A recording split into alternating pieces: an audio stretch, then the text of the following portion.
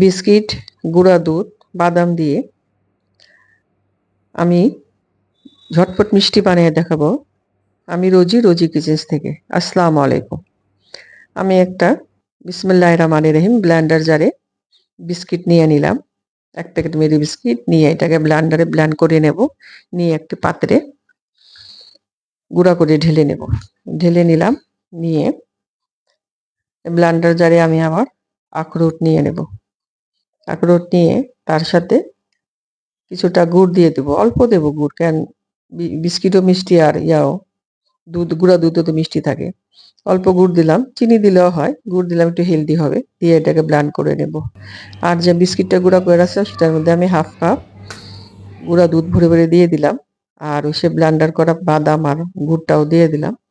দিয়ে আমি মাখিয়ে নেব। দিয়ে তারপরে তার মধ্যে আমি একটু দুধের তাজা সর দিয়ে দেব। সরটা দিয়ে মাখিয়ে নেব। তেলে আরো টেস্ট বাড়বে সর দিলে। দিয়ে তার সাথে আমি ঘি দিয়ে দেব। যে বাইন্ডিং এর জন্য আরো ঘিও প্রয়োজন আছে। এরকম ৩ চামচ ঘি দিয়ে দেব। দিয়ে সুন্দর করে আমি এটাকে মাখিয়ে যেন বাইন্ড হয় এভাবে করে নেব। আর আমি একটা পাত্রের মধ্যে মল্টের মধ্যে বাটার পেপার বিছিয়ে রাখছিলাম। সেটার মধ্যে আমি এটা এখন ঢেলে দিয়ে চেপে দেব। এই যে এভাবে ঢেলে চেপে দেব। আর কিছুটা পেস্তাশো আমি কুচি করে রাখছিলাম, সেটা উপরে ছিটিয়ে দেব। এটা এতটা টেস্টি হয় যে কেউ বুঝতেই পারবে না যে এটা বিস্কিট দিয়ে বানানো। মনে হয় যে পুরা মাওয়া দিয়ে বানানো হয়েছে। আমার আর ঝটপট মনে করেন আপনাদের এখন মিষ্টি খেতে ইচ্ছে হলো, খুবই মিষ্টি খেতে ইচ্ছে হচ্ছে। তখন আর কিছুক্ষণের মধ্যে এটা বানায় নেওয়া যায়। বেশিক্ষণ লাগে না, ১৫ মিনিট হাতে সময় থাকলে আপনি বানিয়ে খেয়ে নিতে পারবেন।